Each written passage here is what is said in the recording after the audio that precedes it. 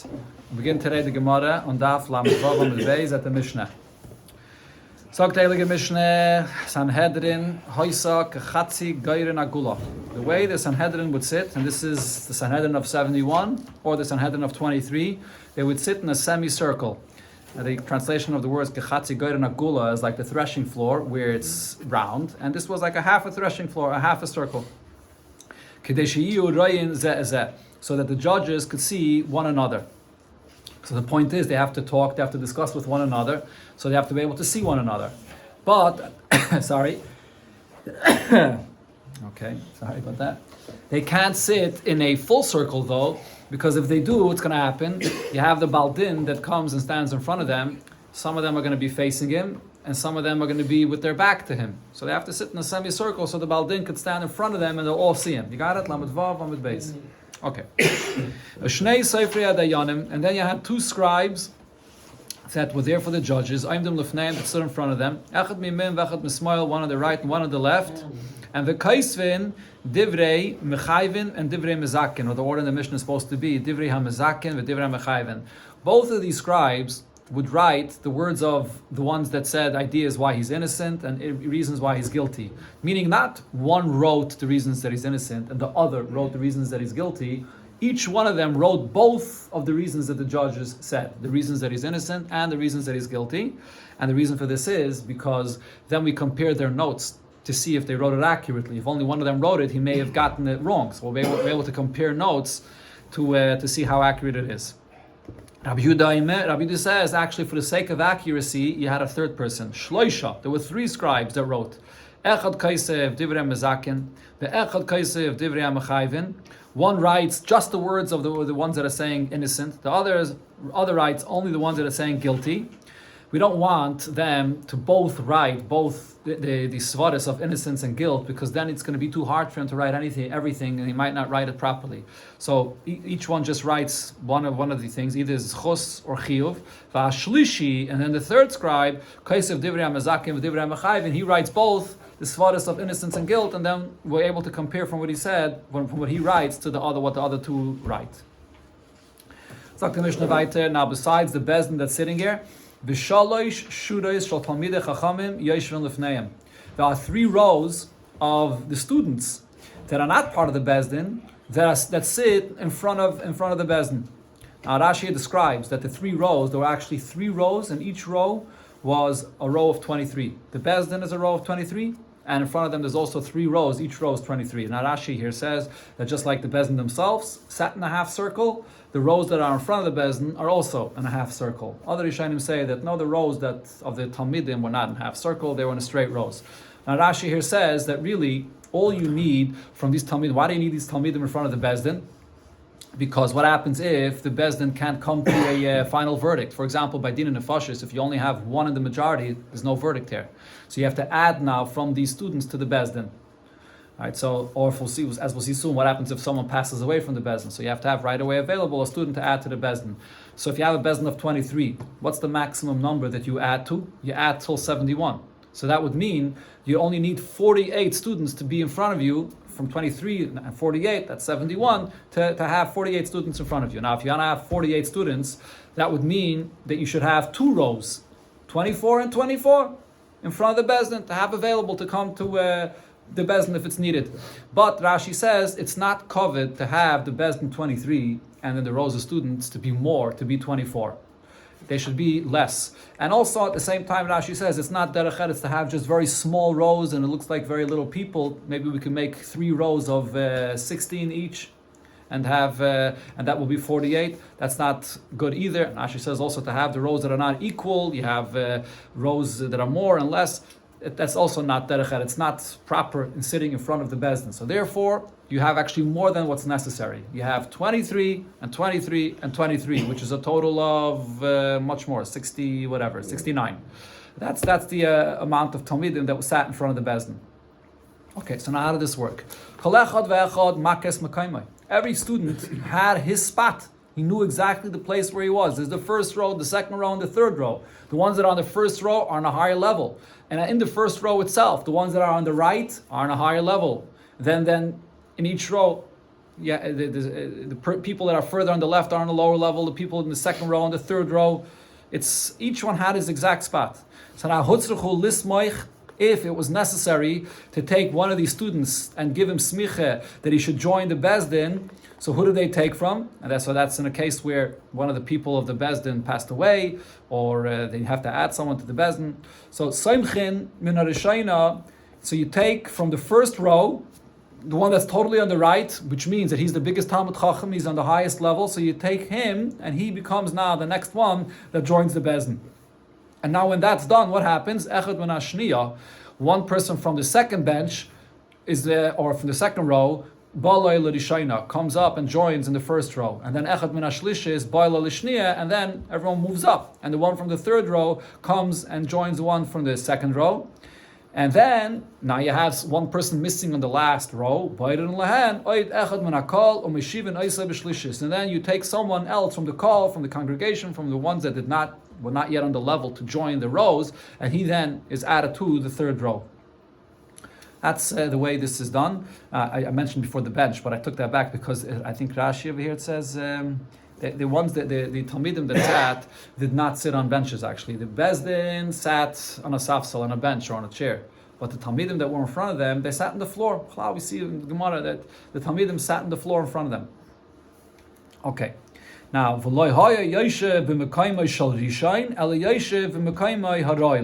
the Mishnah explains that this person that is brought from the Kahal and to join now the Talmidim, where does he sit? He doesn't sit in that spot on the third row where that person that was on the third row left and went to the second row. Why? Because he was number one on the third row. When you bring the person from the call, you don't put him in the spot of number one on the third row. You put him in the last one, number 23 in the third row.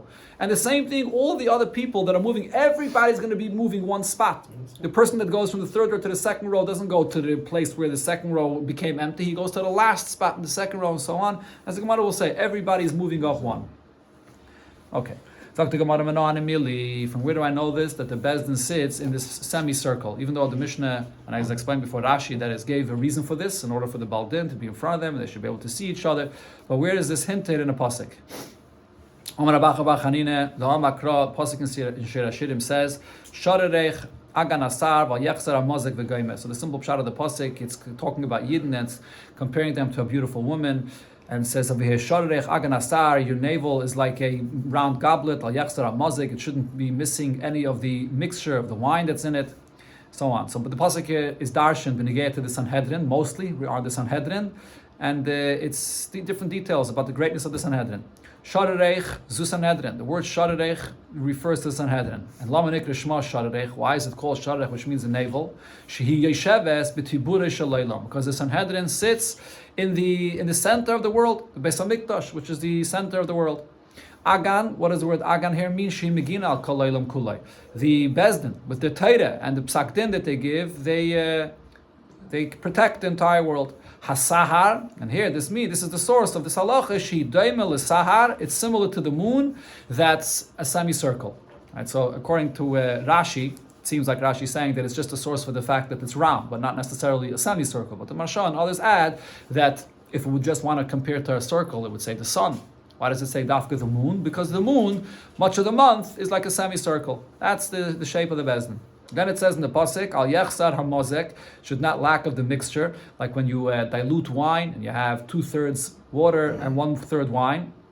What does this mean? Shem hutzrach echad mem says, if the Bezdin that's sitting in the Beis Hamikdash of 71 and someone has to leave, Rayin, so we see im yesh esam mishleisha kenegat sanhedrin ktana. If he will leave, there'll still be left at least 23, which is a third, which is the size of the small Sanhedrin. So then yaitze, he could leave. V'im lav any yaitze. If not, he's not allowed to leave. It has to be at least a third of the Sanhedrin always present in the Beis Hamikdash.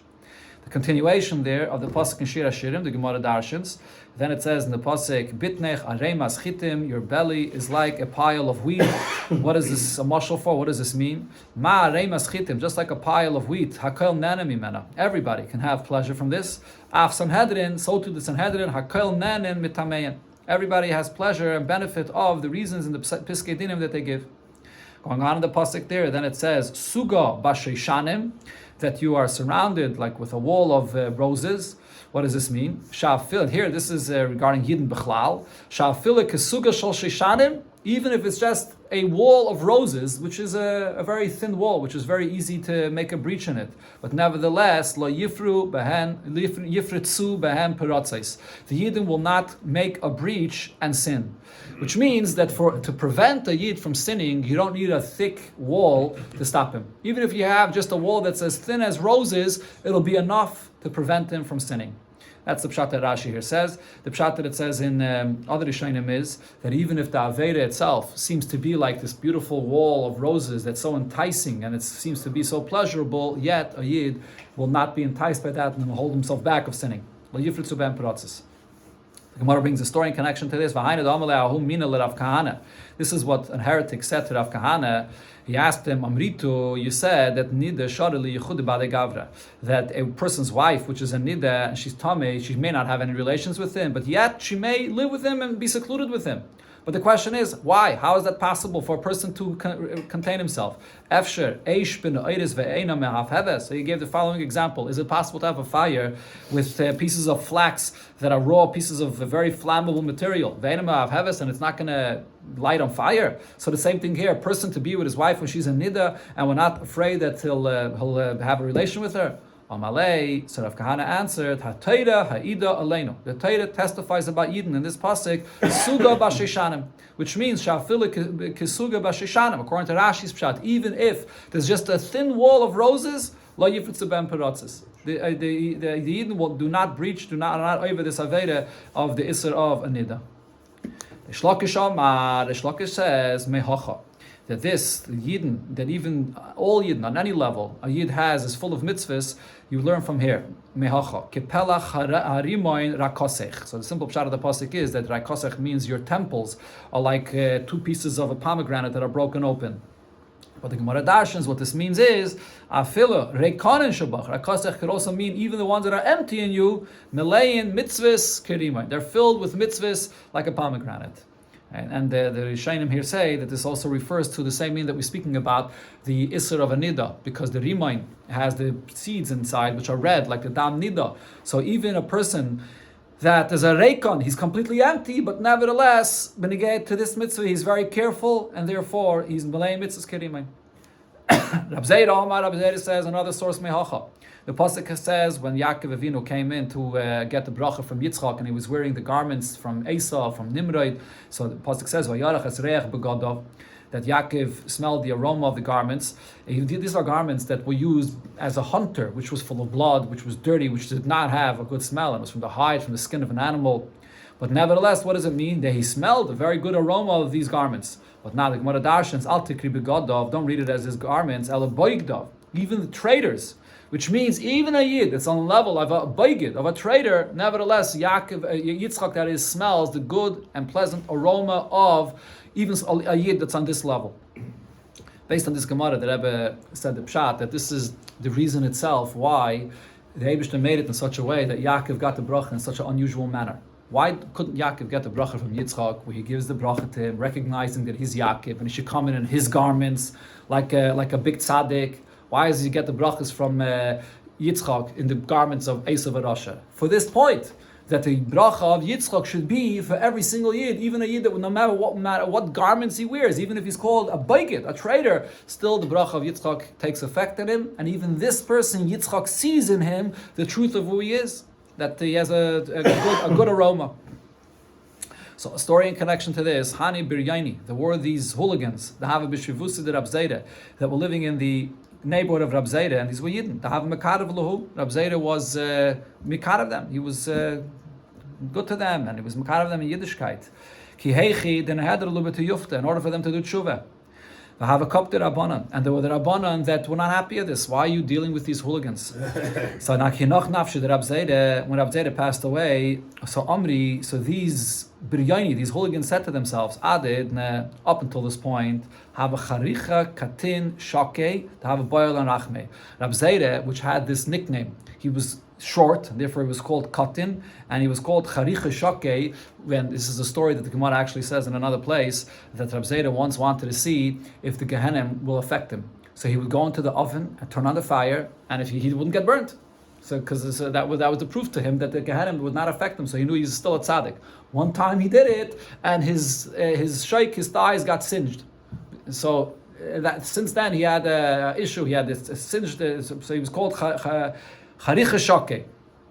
So these hooligans said that till not Abzeda, he have a boyal arachmi. He would beg mercy for us. He took care of us. He was concerned with us.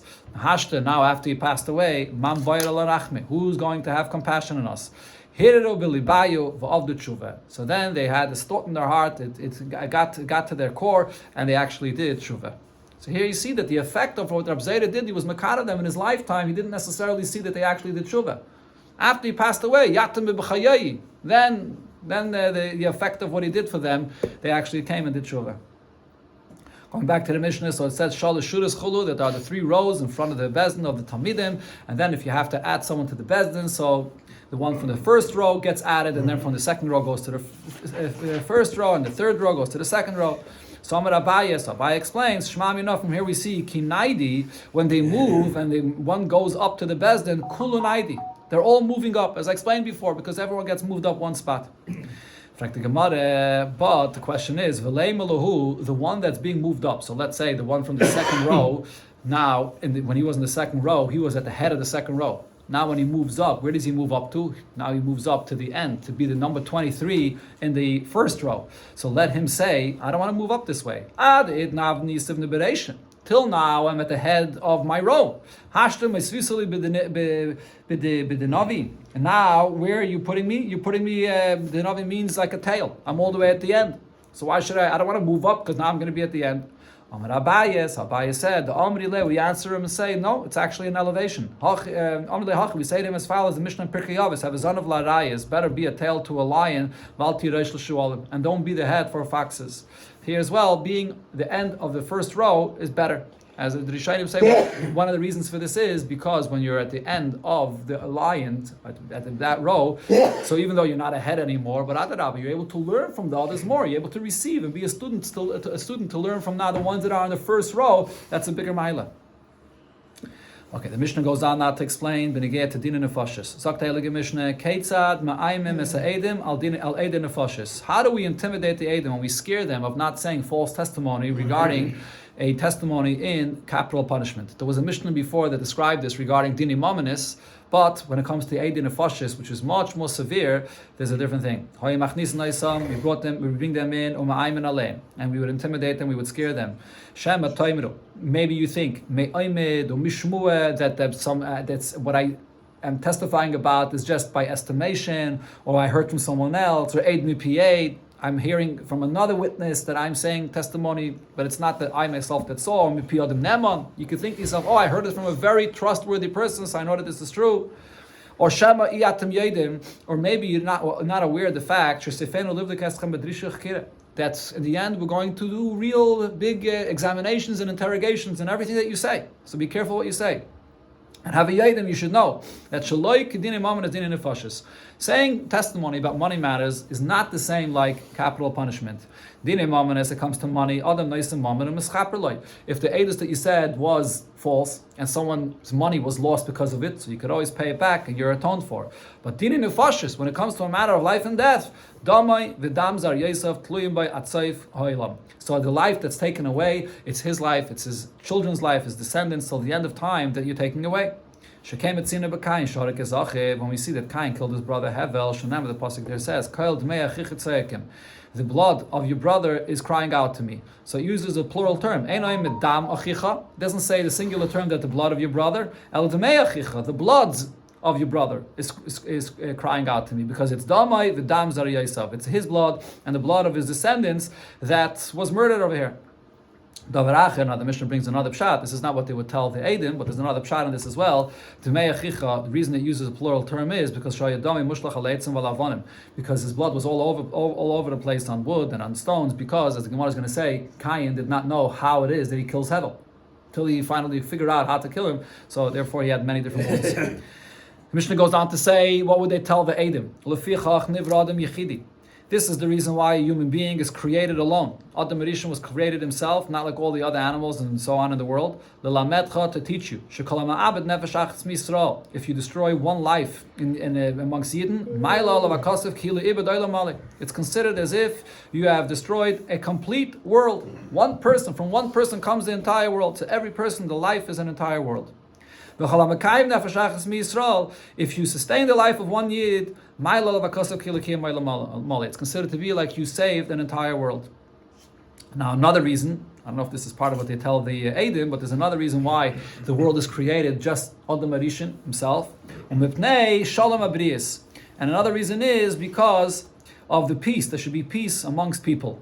A person shouldn't say to his friend that Abba Gadol Mavicha, my ancestry, my father, my where I come from is greater than where you come from. Why? Because the world was created with two people and they're not the same. There was one person that Hashem created, another human being, and they weren't on the same level. I come from a superior human being than you. So in order that everyone should realize that we all come from the same place, the same level, so therefore the Eibusha created only Adam Rishon. So there's a letter from the Rebbe where he points out, this is a Michtav Klali, Rosh Hashanah, and Erev Rosh Hashanah, Tavshim Mem Gimel, or before then, that time, the Rebbe wrote a letter and explaining this Mishnah, that if you look at the 2 points the Mishnah just says here, about why Adam Rishon is created alone, it seems to be saying 2 points that are opposites. On one hand, it's saying Adam Rishon is created alone, so everybody should look at themselves and say, I'm a full world myself. Me, I have the full power, and the Mishnah here is soon going to continue also. A person has to say, B'shvili nivra ha'olam, a person that's expressing the power of the individual. At the same time, the Mishnah is making the opposite point. The reason why Adam Rishon is created alone is for the shalom between everybody. That nobody should say that I'm greater than someone else. I have a source that's higher than you. I'm superior. We're all the same. We all come from the same place. It's mamish 2 opposite points, and they're really mashlim each other. When a person understands the shalom that there is between everybody, that itself actually eventually brings you to look into yourself and see yourself as an individual on a deeper level. When it's through shalom as well, they go together really. That's the depth of what the Mishnah is really saying here. Another point about this is and that heretics shouldn't say that there are many authorities in heaven, and therefore there's 2 human beings created from different authorities. And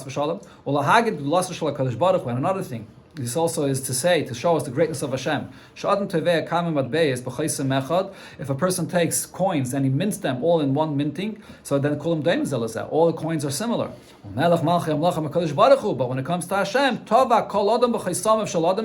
every person is minted in the way Adam Rishon is created, but at the same time, every person is an individual. So here as well, you see these 2 points. On one hand, everyone comes from the same Adam Rishon, but yet everyone has his individuality. That's the greatness of Hashem, where He's not defined in one way or another. On one hand, it's oneness, but at the same time, that oneness itself is with the absolute unlimited hischalkus, with the unlimited individuality that there is by everybody. So therefore, every person has to say that b'shvili nivra ilam, the world is created for me, and therefore, whatever my actions, whatever I do myself, is extremely, extremely powerful and valuable. So, according to some, this goes back to the last point that we just said, that everyone is not daim l'chavera, so every individual matters, or it goes back to the first point of nivra adam yechidi, that every person is a olam mali, so therefore, whatever he does is b'shvili nivra ilam. Now maybe the Eidim may say, so here, this is all the Bezdin speaking to the Eidim. On the other hand now, after they scare and intimidate the Eidim, so the Eidim may say, wow, if this is the case, so why should we get involved in this trouble? Forget it, we're not saying the Eidus.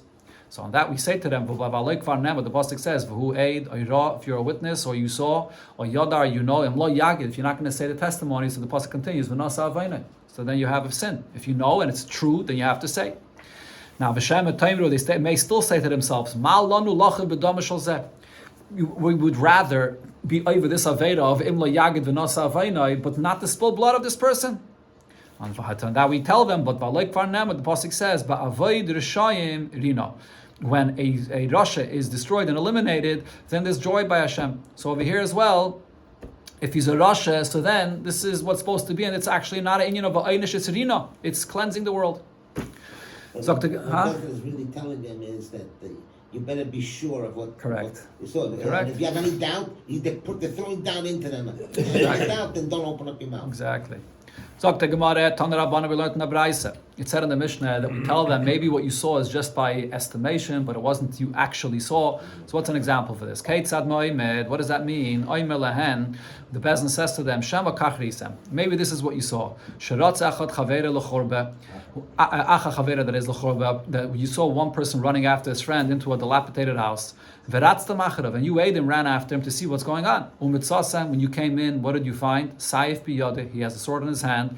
V'damay metaftif, and the blood of this person that he just killed is still running. And v'harug mefar, the dam on the sword, and v'harug mefarfer. And that person is here, his body is still convulsing, he's still shaking, he just killed him. So you saw clearly that he killed him. But in Kachri he said, if that's all you saw, lo yisem klum. You've seen nothing, you can't say testimony. That's what means mo'imed. So mo'imed means even when it's so clear, but you have to physically see mamish. Now Tanya, Omer Rab Shimon ben Shattach. Rab Shimon ben Shattach said, Ereb ben Ochama. I should see the consolation of the building of the Beis HaMikdash. This is he actually said the opposite. I will not see. The Gemara quotes it as he said he will see, but he said I will not see. Im loyre isi echad. If I did not see a case of someone this story that he ran after his friend after in a dilapidated house. I ran after him, but isi sayv biyadav edamim metaftav harig mefarfen. I saw all these details and it was clear that he killed him. And I said to him, Rasha mi hargay. Listen, you are Russia. Who killed this person here? Oyani oyata. It's either me or you. Nobody else is here. And it's not me, so it must be you. But then Rab Shimon Shatach said to him, what should I do? That your blood is not in my hands. I can't give you any punishment for this. I can't say testimony to give you a chiv misa. Shaharei amra Torah. Because in the Torah it says, that according to the two witnesses, then you can give misa. It has to be actual witnesses that saw this. Now, but nevertheless, Rab Shimon Meshatach told him, Hayideya machshavas, Hashem that knows all thoughts and knows exactly what happened, Yifram Oiseish, he should punish this individual. Shaharek es Chavera, that did kill his friend. So Amr, they said about this, Leizazu Misham, they didn't move from there, Achabal Nachash, Vihikishay Umeis. A snake came and bit this person and he died. So he got his punishment, Min HaShamayim. Okay, but now here the Gemara asks about this punishment that he got, that he was bitten from a snake, everything is exact. So the Gemara asks, who is this person deserving to die by the venom of a snake?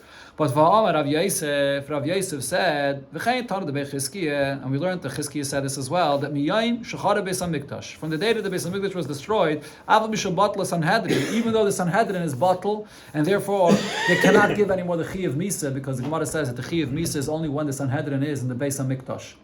Right, so therefore when the Beis HaMikdash was destroyed, the Amos is even I think it's already 40 years before the Beis HaMikdash was destroyed, the Sanhedrin was already exiled from the Beis HaMikdash. They weren't in their place in the Beis HaMikdash. They couldn't give a Chi of Misa. But sometimes they would return temporarily. But then when the Beis HaMikdash was destroyed, there was no Chi of Misa at all. So but nevertheless, Abba Misa Slei Batlu. The 4 different ways of giving punishment of Misa was not nullified. So the Gemara clarifies, what does this mean? Lei Batlu, they were not nullified, but V'ha Batlu, it was nullified. Ella says the Gemara, what this means is, Din Arba Misas Lei Batlu. The din of the punishment of Arba Misas was not nullified, even if it's not done by the Bezdin. Why is that? Because Mishan is Chayiv Skila. One, that his punishment would be to be stoned to death. So how does Hashem make this happen to him? Oy neifel min agag, or he will fall down from a rooftop, just like Skila that had to be thrown down from a rooftop of 2 stories. Oy chayed der sasai, or an animal will come and attack him and throw him down, similar to being thrown down from a roof. Mishan is chayiv sreifa, one that he is supposed to be killed by sreifa, by being burnt. So oy neifel b'dleika, or he will be burnt in a fire. Oy nachash makishai, or a snake bites him and the venom of the snake will burn him up. Mishan is chayiv ariga, someone that has to be killed by ariga, which is by a sword, by beheading. Oy nimsel malchos, or he'll be killed this way by a government. Oy listem by an olav, or by robbers that also kill in this way. Mishan is chayiv chenek, one that's supposed to be killed by strangulation. Oy teva benar, either he'll drown in a river. Oy meis besrunchi, or he'll die with this illness of srunchi, which is a person that chokes and dies.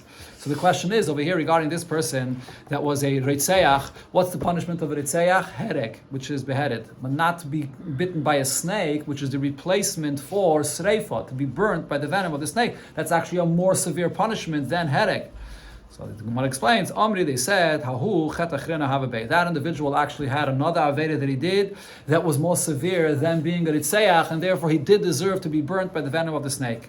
Because the master said, and this is later in the Masechta here, that Mishan is Chayev, Shtei Mises Bezdin, a person that does two Averis, and therefore there's two ways that the punishment of death that he gets, Nidim B'Chamura, he gets the more severe punishment, and therefore in this case, this person in the end died with the venom of the snake. So going back to this point, so the Mishnah says that this is what we intimidate the Eidim of Din and Nefashis with. We warn them and say, do not say something that you only know by estimation. Say it only that you know clearly. Okay, now the Mishnah before, where it spoke about Din Mominus, when Bezdin intimidates the Eidim that are coming to speak about money matters, there it didn't mention this detail.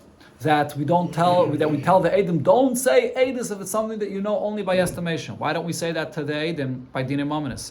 Says the Gemara, B'dinei Nefashis, hu d'loyam dinan. So from this we could learn that only by Dinei Nefashis we say to the Eidim, don't say Eidus if it's only by estimation. Ha b'dinei Mominus, am dinan. But by money matters, the Eidim could say about something that they saw that is just a estimation, and that's a good Eidus. Says the Gemara, Kaman, according to whose opinion is this, Kerabacha. It's like Rabacha's opinion. The Tanya we learned in the Braisa. Rabacha says, Gomol ha'oicher ben agmalim. A camel that's having relations amongst other camels. This is a Zachar and a Nekeva. So the nature of this Zachar, the male, when it has relations, is that it kicks very fiercely with his feet. And therefore what happens? You find another camel that's dead on its side. Even if you didn't physically see how this camel killed that other camel there, you could know based on what you did see and based on the nature of its behavior that it killed it. So here, that's the point that we're saying, that regarding money matters, you could rely on this kind of estimation. Okay, says the Gemara, if that's the way you're explaining this omission in the Mishnah before by Dinei Mominus, then I'll taimech, according to your reasoning, Eid Mipiyeh. Here in our Mishnah, when it says that you warn the Eidim of Din Nefashis regarding Eid Mipiyeh, don't say a Eidus if you didn't see it yourself, but you heard it from someone else. Diktani b'Din Nefashis. So that says over here by Din Nefashis. Are you going to say the Diktani, that it does say? So are you going to say that b'Dinei Nefashis hu d'lo amrinon, but ha b'Dinei Mominus amrinon? So it's saying it only over here by Din Nefashis, because only by capital punishment you're not allowed to say Eidus that you heard from someone else. But when it comes to money matters, you could say a testimony that you heard from someone else, an Eid Mipiyeh. Is that true? But it's not true. Vatnan, but we learned in the Mishnah that it says, before in the Avchav Test, the Mishnah says, Im Omar, if the person says, over there in that Mishnah when it talks about the Eidim, saying for Dinei Mominus, it says, Im Omar hu. If the Eid says, Amali Shani Chayev Loi, that again, Im Omar, if this person says, Hu Amar li shani chayev loy, so and so told me that this person owes money. Ish ploini Amar li shu chayev loy, this person told me that he's chayev. Lo yom haklum, the eidus that he says is nothing. So this is the case of Eid Mipiyeh. You're saying testimony, and you're saying that I heard it from someone else. It's not going to be Eidus Achi Yemar until he says, B'fanei nu hoide loy shu chayev le mesayim zuz, that in front of us we heard directly, he was made to us that he's chayev $200. So what do you see over here? Alma, I see Avagav the Psili B'Dinei Mominus. Even though Eid Mipiyeh, testifying what someone else told you, even by Dinei Mominus, is not an acceptable Eidus, but nevertheless, Amrin Lahu B'Dinei Nefashis. We say this to them only by Dinei Nefashis, but over here, by Dinei Mominus, we don't warn them about this, about not saying Eidus of Eid Mipiyeh. So why is that? So you can't say the husband that we said before. Before we said that when you get to Ma'oimed, it says that by Dinei Mominus, it says that by Dinei Nefashis and not by Dinei Mominus, because by Dinei Mominus you could say Eidus even based on estimation, like Rabacha said. But when it comes to Eid Mipiyeh, we see that we say that only by Dinei Nefashis and not by Dinei Mominus. And so, why? Even though the halach is the same, in both cases you can't testify Eid Mipiyeh. So the Gemara says is that Hachanami Avagav the Psile B'Dinei Mominus. Okay, let me just go back a second to line up again. Alma, what we see from here is Avagav the Psile B'Dinei Mominus Amrin Elohu B'Dinei Nefashis. So even though by Dinei Mominus it's possible, nevertheless we only say it to them, we only warn them about it by Dinei Nefashis. So Hachanami, regarding this of Me'oimed, Afagav the Psili B'Dinei Mominus, even though by Dinei Mominus it's also going to be possible if you say something based on an estimation. Not necessarily do we hold like what Rav Acha said before, but nevertheless, Amrin Lahu B'Dinei Nefashis. Only by Dinei Nefashis do we warn them about this, because Dinei Nefashis is more of a severe matter, so we warn them about this, but not by Dinei Mominus, even though the halacha may be the same.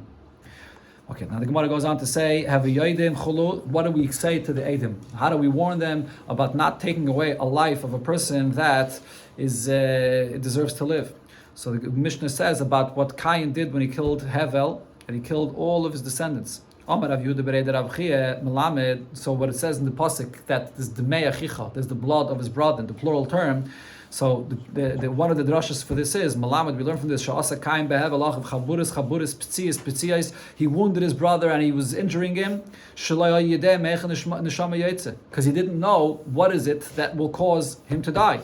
Until he injured him by his throat, and that's when he died. And that's why it uses the term of demei, the plural term. Rabbi Yehuda said about this, from that time, when the earth opened up its mouth and it absorbed the blood of Hevel, Shuv loy pascha, the mouth of the earth did not open up again. Shenema, the pasuk says, Miknaf haaretz zmiris shemaynu tzvila tzadik, that from the edges of the earth we hear a song that the earth sings to the Eibishter, which is the tzaddik. Now, what does this mean? It's like what we say in Tillim. It says, Hashemayim, Nesaprim, Kuvayt, Kael, and so on. Everything in creation, every creation sings to Hashem. When it comes to the earth, it doesn't say that its mouth sings to Hashem, it just says its edges. It's only from the edges of the earth, but not the mouth. Because once it absorbed the blood, it can't open up its mouth again. So the Gemara asks on this, Chizkiah, which was a brother of Rabbi Yehuda, the son of Rabbi Chia, asked his brother, but by Kairach it says, Vatiftach haaretz piyah. The earth opened up its mouth to swallow Kairach, so we see that it could open up its mouth again. Amalei, so he answered him, L'ra pascha, for the negative, to swallow Kairach, it was able to open its mouth again, but L'tayva pascha, for the positive, to be able to sing to Hashem, it can't open its mouth anymore.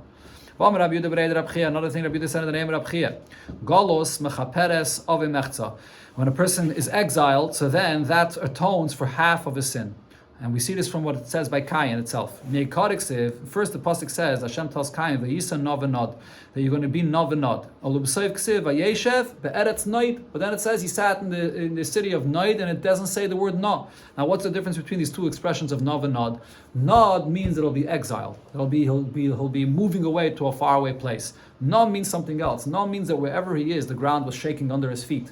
But over here, after he was exiled, we see that half of his sin was atoned for because he was exiled, so the nod was fulfilled. But the nod, that the earth should be shaking under his feet, that was not fulfilled. Rabbi Yehuda says, Galus mechaperes shloisha dvarim. Exile atones for three things, as we see here in this pasuk by the Churban of the first base of Migdash. Shenema, the pasuk there says that the Navi says, Yirmiyah tells Yidden, Kaima Hashem hayeshu birazais. You're sitting in this city here in Yerushalayim. Yomus will die, becherev, by the sword, berav, with a hunger, bedever, with a plague. So those are three things of how they could die. But v'hayetze, the one that goes out, b'nafal ala kasdem atzarim aleichem, and you'll give yourself over to the custom that are placing siege on the city, v'chaya, and you'll live, and your soul, you'll save yourself. So we see that the three ways that how they could have died is saved by the fact that instead they go into exile. Rabbi Yechanan says, Golus mechaperes ala koil. Exile atones for everything. Shanav, the pasuk says, Kayim Hashem kisvu seisha zeh ariri. Right, regarding this individual, and this I believe refers to Yechonya HaMelech, that Gever lo yitzlach b'yamav, this is a person that will have no success in his life. Ki lo yitzlach mizarai ish yeshiv al kisei David. And he will not have also any zera. He won't have any son, any child that will take over the throne to sit on the throne of the Malchus of Beis David. That's what the Navi originally tells him. What happens though in the end? But Ubasa the Gola, after Yechonya went into Gola's Bavel, Ksiv, it says, Ubnei Yechonya, who the children of Yechonya, Asir, Shaltiel, Benai. And this is all one individual, actually, as we'll see soon. This is Nehemiah ben Chachalya, and he has a name of Asir, and he has a name of Shaltiel, but he did have a son. Asir, why does he have this nickname of Asir? She'ebrasa imoi bebeisa asurin, because his mother became pregnant with him when she was in prison, together with his father. Yechonya, they were imprisoned. When they were in Golas Bavel, that's where she became pregnant with him. Shaltiel means sheshasei keil shaloi kederach hanishsolen, that his mother became pregnant with him, and he was implanted in her. She became pregnant with him, not the way a person can usually naturally become pregnant, because Gemidi, we know she'ena isha misaberes mu'umad. It's impossible for a woman to conceive or to become pregnant if she's standing. But vihi nisabra mu'ubad, she did become pregnant even when she was standing, because when they were in prison, so there was no possibility to lie down. They were in a very narrow place, and nevertheless there was a miracle that she became pregnant with her child, which is. Nehemiah, as the Gemara here brings, Davar Acher, another pshat, Shaltiel means Shenishal al Alosai, that Hashem asked that he should not have to fulfill his oath that Hashem swore that Yechanya will not have a child, and here Hashem did not keep that oath, or he was shoyal on it that he should be able to have a child. And now another name that he had, another nickname, is Zerubbabel. He was also known when he was the leader of Yidden in Galus Bavel. He was known as by Zerubbabel, and that means Shenizra Bavel. Hashem planted him in Bavel, and he was the descendant of David HaMelech, and it continued the kingdom of David HaMelech, and he was the leader of the Yidden there. Umashmai, but who are we talking about? He has these nicknames of Aser, Shaltiel, and Zerubbabel. Who is this? Nehemiah ben Chachalya Shmai. His name was Nehemiah ben Chachalya, the Navi, Nehemiah. He's the one that led people, and therefore we see that if you go in Galus, then everything is atoned for.